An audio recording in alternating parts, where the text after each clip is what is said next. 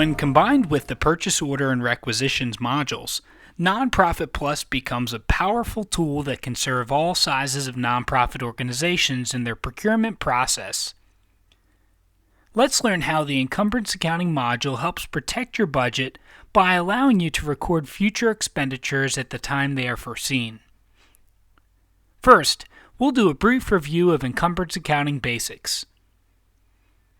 An encumbrance is the name given to fund activity that has been reserved or encumbered when a requisition or a purchase order has been recorded. When the activity is entered, funds are placed aside for the transaction in the encumbered or reserved ledger based upon where the activity was entered.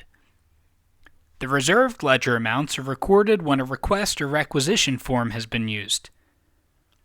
If, while entering the activity, an over budget occurs, the system promptly notifies the user of the infraction. As the recorded activity is processed through the procurement workflow, the amounts will move to the appropriate ledger so the user is able to see where the activity is in the process. The end result will be activity being posted to GL, where activity is recorded in the actual ledger.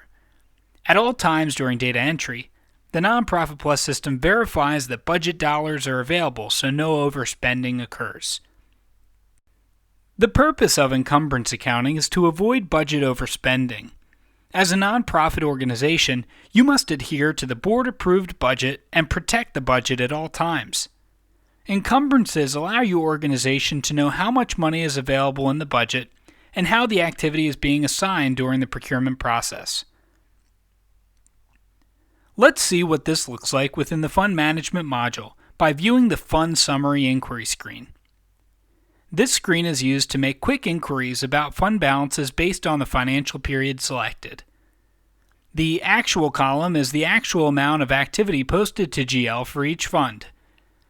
The encumbered column holds the encumbered amount of the fund, which is activity that has been entered into the purchase order module, but has not yet been processed through accounts payable and posted to GL.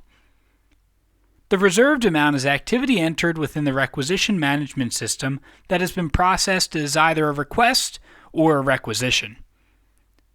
The committed amount is the total of the actual, encumbered, and reserved columns. The budget column lists the total budget for a fund.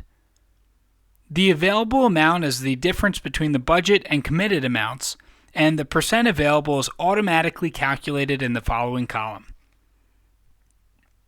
The same method as seen on this screen here is used across the system as part of the Nonprofit Plus budget checking feature.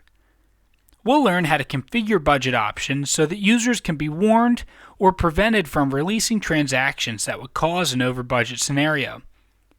We'll also learn how to designate over-budget approvers who can allow these transactions to be released.